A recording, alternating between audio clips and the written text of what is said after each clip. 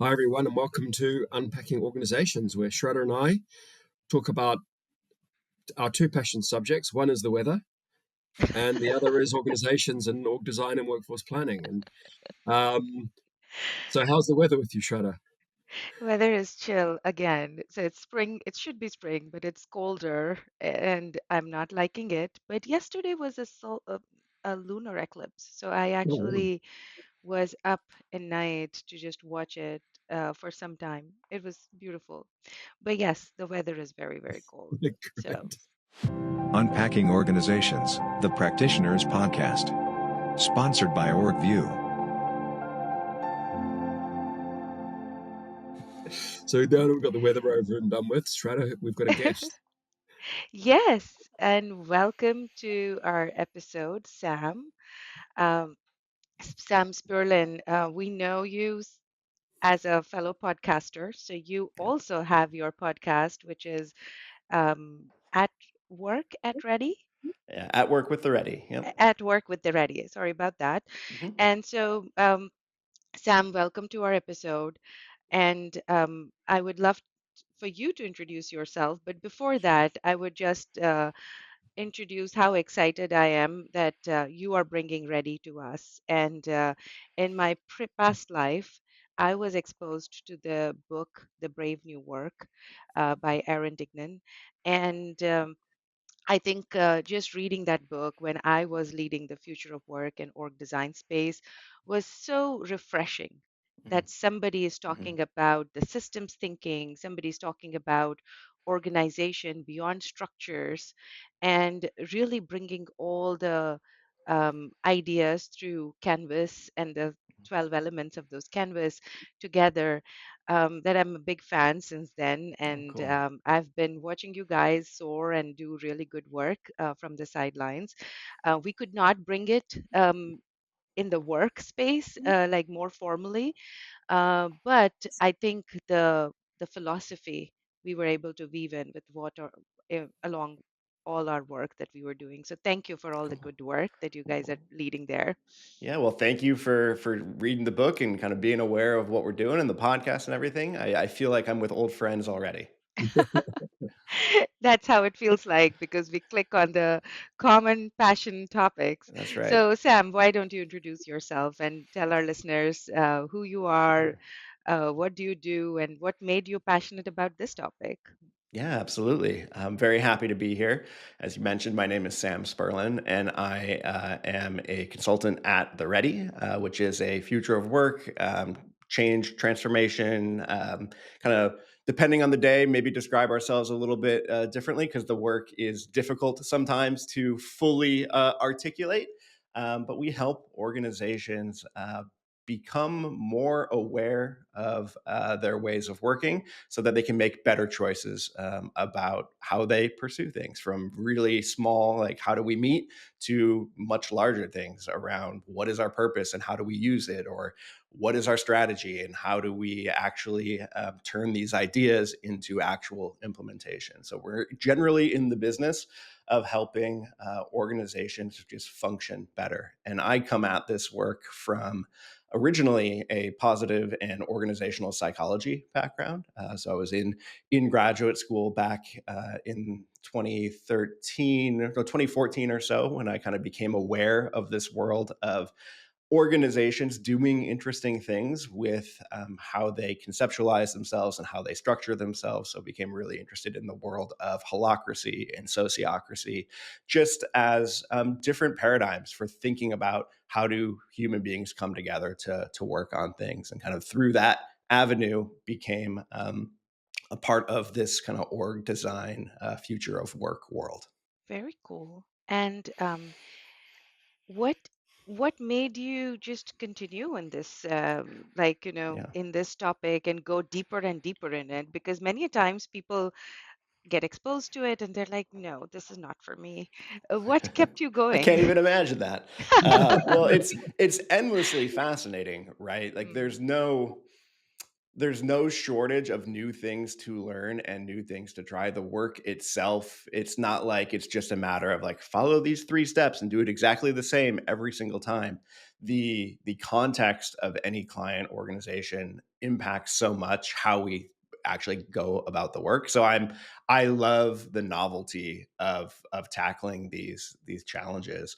And to even back up a little bit further, before I went to grad school, I was a teacher. And mostly because I wanted to have a really positive impact on the world, and without kind of turning this into an org design critique of the American public school system, which we could do an episode on. I pretty quickly became disillusioned with that. There were so many elements that were kind of set up to make it impossible, or make it, or at least very difficult, to kind of have the impact that I wanted to have as a teacher. And when I kind of went back to the drawing board and thought to myself, well, what am I going to do if I'm not going to do this thing that I thought I was going to do for the rest of my life? I really landed on work as the place to potentially have the greatest impact. If we're lucky and healthy, most of us spend most of our lives in some sort of work.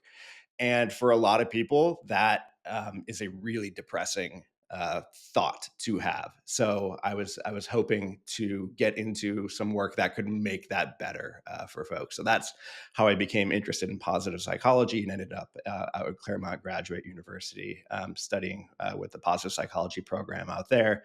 And then once I became more aware of positive psychology and realized how it could be applied to organizations, that set me on the path that I'm on now. And I can't really imagine doing anything else. Welcome to the world. Welcome to the way we see the world. Yeah. Yeah. Yeah. And Sam, so when you think about work, and Shradha and I talk a lot about this, about understanding the work and then the workforce, and that's a quote from Peter Drucker, 50 Yeah. way more than 50 years ago. Yeah. So there's nothing new in that Totally. insight. How do you go about understanding the work? Yeah, it's a great question. Where my mind goes immediately is that you could look at that phrase or look at that question and think of it as a snapshot in time. Like, oh, if we just understand the work, then we'll be able to figure out everything else. But my experience of this org design world and the work that we do with our clients is that understanding the work is a continuous, ongoing thing, because the work is always changing and evolving, and that really comes to the foundation of how we think about organizations and how organizations need to be able to change themselves. Because if we're working with a client organization, we are not trying to set ourselves up to be there forever. We're trying to help an organization build the muscle so that it is capable of noticing what is happening in the world around it, and then using those insights to metabolize those insights into change for themselves without needing external consultants around. So when you ask me that, I think about, well, how do you help an organization be able to answer that for itself continuously and turn those insights into something useful? Yeah. And so how do you go about it? What are the kind of tools that you apply? Um, Yeah. just sort of double click on it. Yeah. So you mentioned a little bit early on. So Aaron Dignan, our founder, wrote a book called Brave New Work. And one of the ideas, or kind of the key metaphor, key analogy that he introduces in that book, is the idea of an organizational operating system. So like your computer, like your phone, which has an operating system that the software that you actually interact with rides on top of, organizations can be thought of to have an operating system as well. And most organizations, or many organizations, are running on an operating system that was really initially developed in the industrial era, and hasn't really been updated for the reality of what the world is like now. And the world of 1905 and the world of 2025 are quite different. And it can be startling to look at a lot of organizations, especially very large kind of legacy organizations, highly bureaucratic organizations, and realize that a lot of the foundational principles and structures and ideas that they are run on really come from over 100 years ago. So our work is partially kind of helping organizations see themselves and realize that for themselves, and then give them some new ways of thinking about, well, if you're not going to have an organizational operating system that is like that, what could you do instead? And what we talk about are kind of two foundational principles for modern organizational operating systems, and they are people positivity and complexity consciousness. So, people positivity just being this idea that we are operating from a principle a belief that people are trustworthy, that people want to do great work, that given the right conditions, people don't need somebody kind of standing over them with a stick or a carrot in order to take the kind of right action. Found, or really importantly, it's not that we're just nice to everybody all the time, which is sometimes how people kind of misattribute the idea of people positivity, that we can't have conflict or that we can't have adult to adult conversations. And then complexity consciousness is this idea that we need to build organizations that honor the fact that we are in a world of complexity rather than complicatedness. So, a complicated system like a watch or an engine, you have the right expertise, you understand what's going on, you can see how it's broken, and you can fix it exactly. And a lot of the kind of change work that organizations try to do seem to be operating as if our organizations were just intricate machines and we could swap out the pieces and make them hum a little bit better. When really, kind of coming back to the very first thing we talked about, the weather. The weather is like the canonical complex system. We can predict it. We can obviously simulate it. We can gather a bunch of data on it, but we can't know to the same degree what is going to happen that we can with an engine or a watch or something like that. So if you build an organization that is foundationally people positive and complexity conscious, that we believe, and our work kind of shows, that those organizations are just better suited for the volatile nature of our world right now. So we can obviously spend hours talking about kind of how we try to bring some of those ideas to our client organizations, but those are the foundational ideas. And I love that, Sam, because I think the difference between complicatedness and complexity, I think I knew it, but it really resonated with me after I read that book, right? Because it just explained it with so many thoughts and examples, that and why we need to embrace the reality of complexity and not change it to complicatedness, right? And I think it's the same idea that we say that organizations are not an orchestra, they're more of jazz. And so, you like, it's similar analogies that are being given. And I think and that is the question that I would like to ask you further, is that when we start talking to the organization and the leaders in the organization who want to do this work, many a times they want to oversimplify things. Do these 3 steps, and then you would be able to do the change management. Do these 4 steps, right? Design, define, and execute, and you would be able to do your org design. And that oversimplifies the steps without being helpful. And so that is unhelpful simplification. But then there is a complexity that we need to embrace, and people shy around that because they're like, org design is too dense. We don't understand it. How do we simplify it? So, how do you navigate that balance when you are with your clients? It's a great question. And I think where we have landed predominantly is that it is really easy to stay in the realm of the cognitive, of the theoretical with senior leaders. Because generally that is a comfort place. Like, the senior leaders, I think they're like often some of the smartest people I've ever met. They are very comfortable talking about ideas and concepts.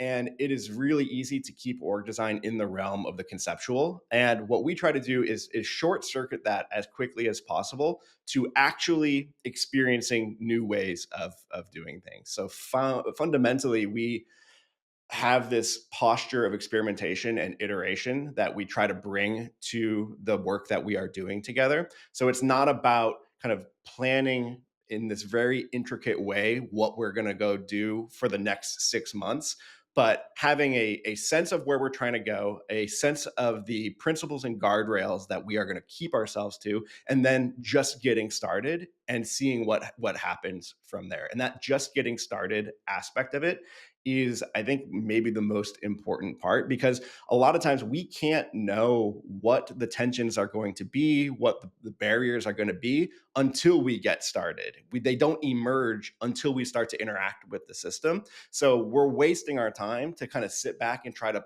plan and predict every single thing that's going to happen and what we're going to do if this thing happens, when really those aren't even going to happen. And this other thing that's not even on our radar yet is going to pop up once we actually start doing things differently. So that's why sometimes our work looks really mundane. Like we'll be, contracted with an organization to do this like big kind of cultural change that's going to scale across thousands of people, and our first work is maybe looking at meetings. Like, let's do meetings a little bit differently. Like, how do we bring some people positivity and complexity consciousness to this thing that most of us are spending most of our days in, and doing, and generally finding very little value from.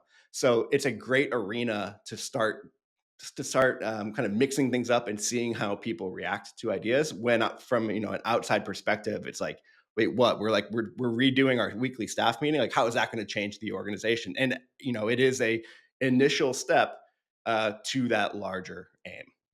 And Sam, this is fascinating.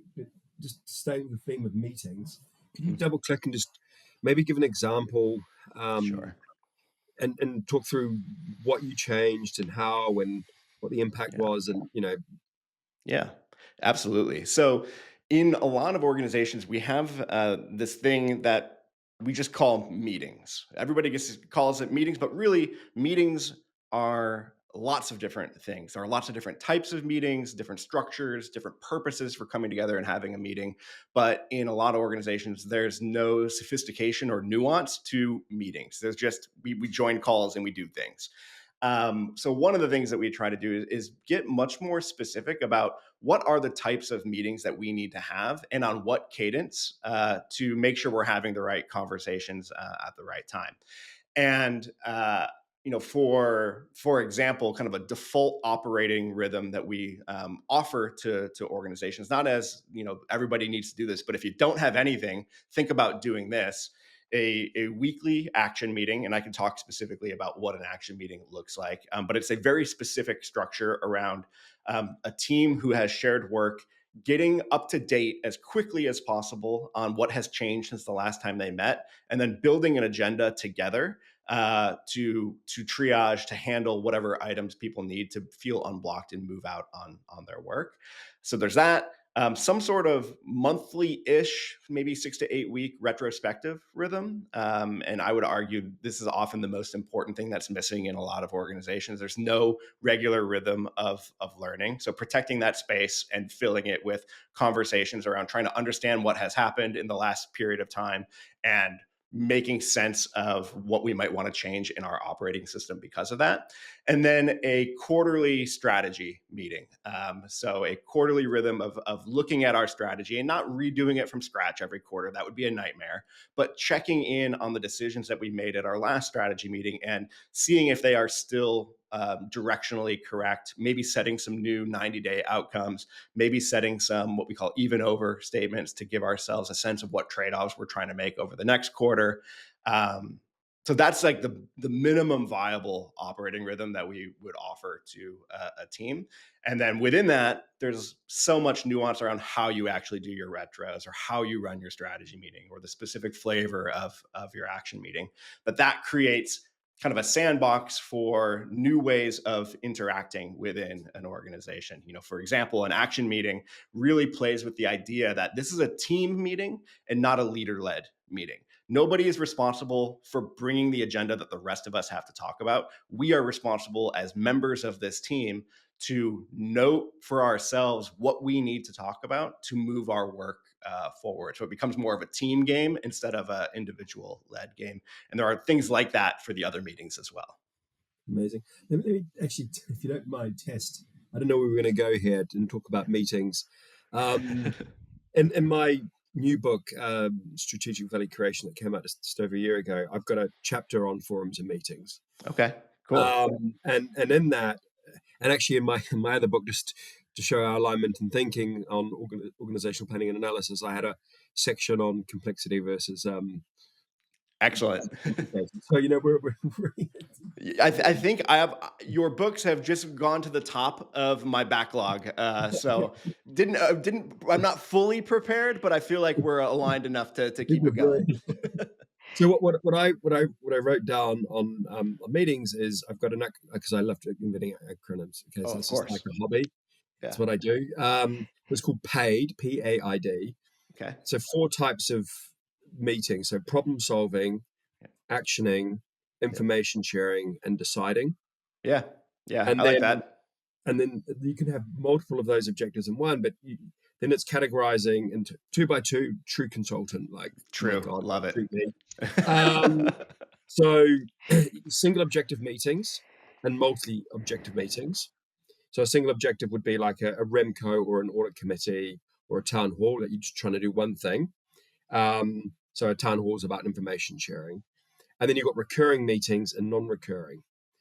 And so then structuring, for each meeting, what is the cadence that you have it? Who's in the meeting? And so who's the chair, the secretary, but also who are the participants? So the metaphor of the pigs and the chickens, and who are sort of observers. And so and creating that. So it sounds like that's similar sort of thing to what you're doing. Yeah, similar thing for sure. The recurring meetings would be like the operating rhythm that I just described. But of course, there are meetings. I would generally call them working sessions, where we're just bringing together a group of people to actually do something together. And even that there are different flavors of it, and there are structure to potentially introduce to a good working session. We really try to create an environment where in these working sessions, we are actually like working on an artifact together. So we're in a shared document together. We are in a mural board or a Miro board and like moving things around, and not just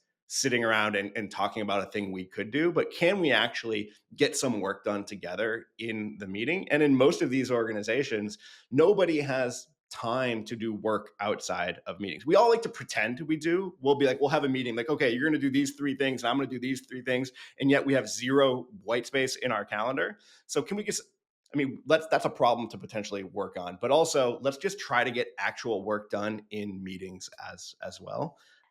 Yeah. And then in that case, you're actually creating the habit and the mindset in the organization that you're leading with work and Yeah. not with just updates and information sharing or agenda handling, but actually what is the work being done.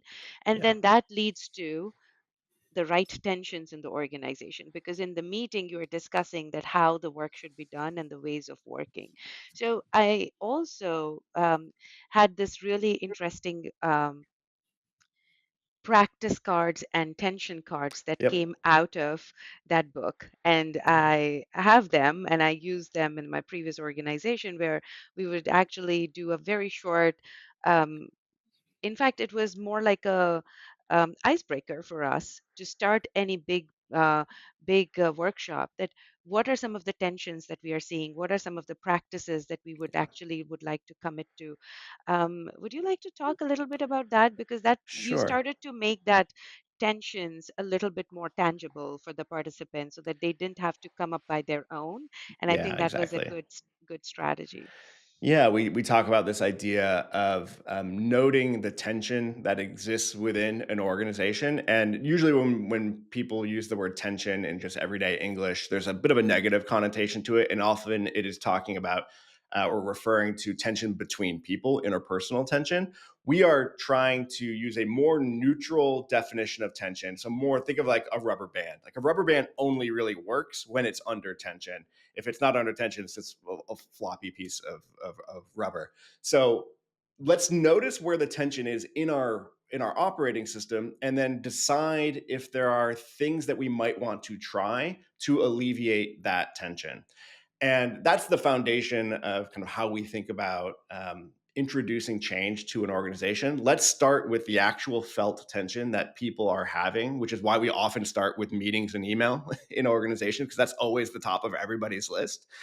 So the tension and practice cards that you were referring to are a stack of, I think, around 75 of the most common organizational tensions that we have seen within our client organizations.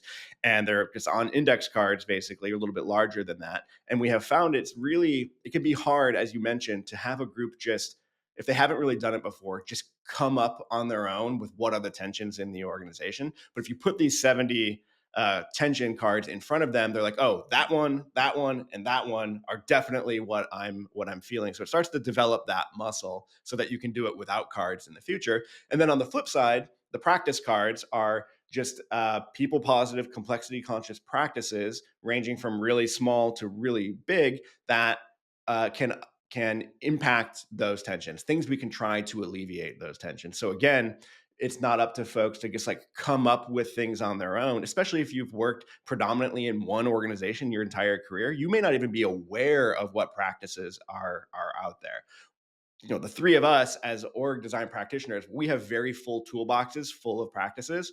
And it's important for us to continue to remember that many folks who are not inherently curious about org design have relatively empty toolboxes around like things to try. So the practice cards are the kind of just the flip side of the tension cards. Here are things that we have seen work in other places, not saying it'll work here or is even possible here, but is there some inspiration to be taken from Conversation these starts in a practices? way of Yeah. helping people to, I guess, Yeah. prioritize. Can you give some examples of both? Obviously, not Oh, all yeah. 75, but just some of the more common Yeah. ones. Yeah. And as you're pulling that up, Sam, I can say that, like, from my experience, they were around 70 plus tension cards. And we asked the senior leaders to come up with the top 10. And that was easy. Like, top 10 was easy. Coming up with top three created so much good conversations amongst themselves. And that was the hardest. That what are the top three tensions? Because top 15, everybody can just, come up with. So that itself was a good conversation starter for our senior leaders, which was interesting.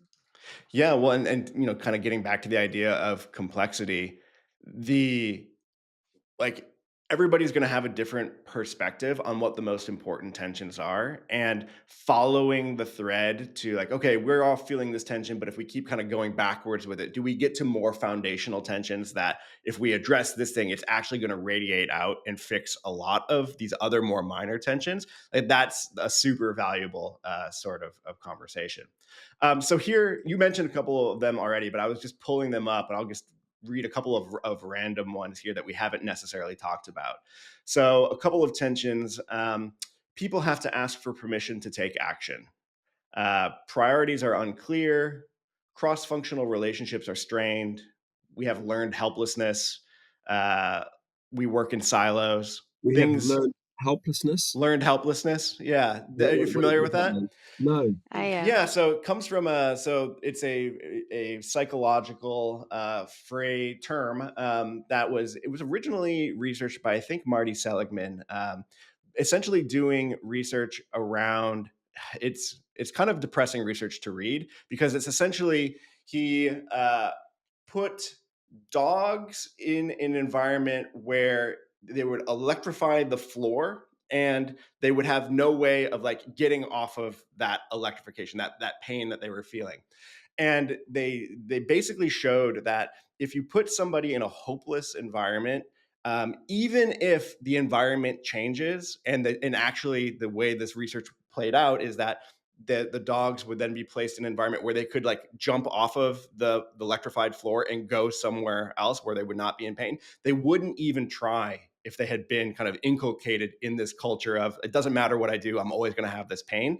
Well, I just described a lot of people's experience at work. Like I have given up on trying to do things differently because I've been kind of swatted on the nose enough times that I'm not even going to try anymore. So when we come in and we're trying to be this kind of beacon of hope that we can do things differently, there's often a group of people who are like, I don't believe you. There's nothing we can do that will change this. I'm just resigned to feeling these shocks, even though we are trying to like create a new opportunity to not be in that sort of environment. Well, Real depressing, isn't it? well, I've seen. I actually had a client, and they on the shop. It was a packaging organization. We were doing looking at the speed of the lines and utilization. So it was an Hmm. OEE study of, and there was this guy who had all these business cases that would take to management, and they'd get rejected. And one of them was 15K to stop so as the corrugated board was going through, if it goes too fast, it kind of jumps up. Hmm. And so it was just these little things just to stop it from jumping up, so you could get the speed up. And it was 15K, £15,000 Yeah. and the saving was just like the ROI was like Huge. within days, like almost. He got rejected, and so he ended up not putting it forward anymore, and he just gave Yeah. up, right? Yeah. And so I was there, and he brought this to me, right, for his team, and I put it in the business case to improve the efficiency of the manufacturing. And I used it as an example with the board. So it was a PE business that acquired this, and they didn't actually believe the savings, because I got 2.5 times more savings than what that they were expecting to get. Yeah. And they were sort of pushing me. So I was in the board, and I had like a very senior partner there from my firm, and they just said, "There's no way. How are you getting these savings?" I said, "Well, look at these slides." And they're like, I said, they look ugly, don't they? And I'm like, those slides were not made by a management consultant. They're made by your team. And then I told the story of this guy, and I said he tried 3 times, and he was rejected 3 times. So he just gave up, and everyone was laughing. And I'm like, there we go. And it was done, and the results spoke for themselves. And I just think that just repeats itself over and over again. It was just one of Yeah, those things that really stuck with me. Yeah. No, it's the absolutely. reality. Yeah. And I was just going to say, like the fortunate thing in that situation is that there was the ability, like the situation that you're describing, it had an economic kind of impact that you could like make the case for. But like, what if the situation is okay? This thing happens where the boards like kind of Yeah. come up, and it doesn't really affect the output, but it's super frustrating for the person who has to deal with it Yes. 3 times an Yeah. hour, and like that emotional cost that is going to potentially drive this person away or just have them be checked out. That matters too. And that's harder to put on a slide. And I'm Yeah. always looking for those sorts of things as well. Well, the problem is that those teams didn't have the ability to properly calculate what the Sure. value was going to be, right? So they were stuck. So they were just rejected. Yeah. Just and how often are people doing that? Just saying no because and that's on leaders. And you must see it Yeah. all the time, Sam. Well, yeah, and organizations are, so we would call like something like that like organizational debt. That or organizations are just rife with bureaucracy and organizational debt that was maybe put in place for a good reason at some point in the past, but has since really no longer relevant, and now it just represents drag and friction in the organization. And your people know where the organizational debt is because they have to bash their heads against it every single day in order to get their work done. So there's so much low hanging fruit in most organizations if people have a little bit of time and space and trust to propose changes to the things that just don't make sense anymore but are in place because one time 10 years ago someone made a mistake that cost us $20,000, and yet now this the process that has been put in place has actually cost us like $3 million over 10 years. And like that, there's so many of those things that live in most large organizations that are fun to find and show that we can operate in new ways. It's like your house. If you've got mess, you just at a certain point you just stop seeing it. Yeah. You're Yeah, just for like Yeah, sure. It just the becomes normal. dogs. Like this is Yeah, just just how we have to do absolutely. things here. yeah, Like, Yeah. well, you don't. No, you don't. You can put that away, or we can change. We can yeah, move this thing to like right here, and things would like actually work a lot better. yeah. So true. I feel that we can go on for next 1 more hour easily, Good. but It's like I'm a podcaster too, and I really like to talk. that's a Mm. deadly combination. I'm Yeah, just kidding. exactly. Mhm. But we are having so much fun here. But I think we need to now wrap up. But before we wrap up, Sam, we always ask 2 questions to our guests, which is like, what is one tool that you usually go to or your favorite that you default to, because that is something that always helps? And what is one of the traps that you always keep in your mind not to fall into? Yeah, I love that. I'm going to start with a trap first because I think I'm still Hmm. formulating what my tool should be Yeah. here. The trap that I was thinking about is the idea that big changes always, or big, if we want to have big changes in an organization, it requires big moves. We see that a lot our like largest enterprise organizations where, like, okay, we want to impact 10,000 people, so we need to like make this big intricate move in order for that to happen.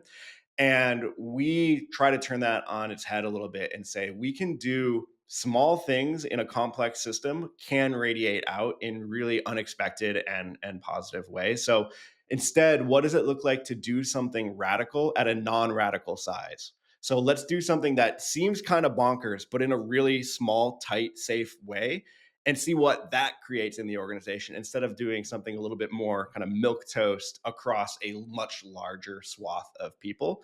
So I throw that out as a trap. And then on the tool side of things, so we've been playing with this kind of new idea that we call depth finding at the Ready.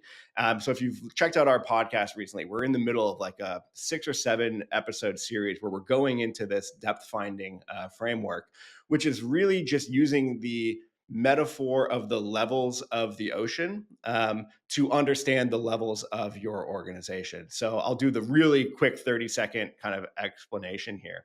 So in the ocean, you have, well, obviously the sky. So everything above the water is relevant. And then you have the sunshine zone, which is where the sunlight is able to penetrate the water, and that's, where you can see things that are happening. You have the twilight zone where it's starting to get a little bit murky. The sunlight can't fully illuminate what's happening. And then you have the midnight zone, which is the pitch black, and there's no sunlight kind of coming to that level. So the sky being kind of the external Y of the organization, and really just like the threats and opportunities in the external environment. Do we understand what is going on in our sky? The sunshine zone being the what, the visible organizational assets and structures, our org chart, our stated strategy, anything that you can kind of easily see in an organization, which most organizations are super over indexed on the sunshine zone because it's things you can see and like wrap your mind around. Twilight zone being your ways of working, kind of the murky like how of how we do things, how we experiment. This is what the Ready has been really focused on for a long time. The whole idea of the operating system is kind of articulating your twilight zone. And then the midnight zone being the individual experience, the individual emotional experience often of what is happening in the other levels.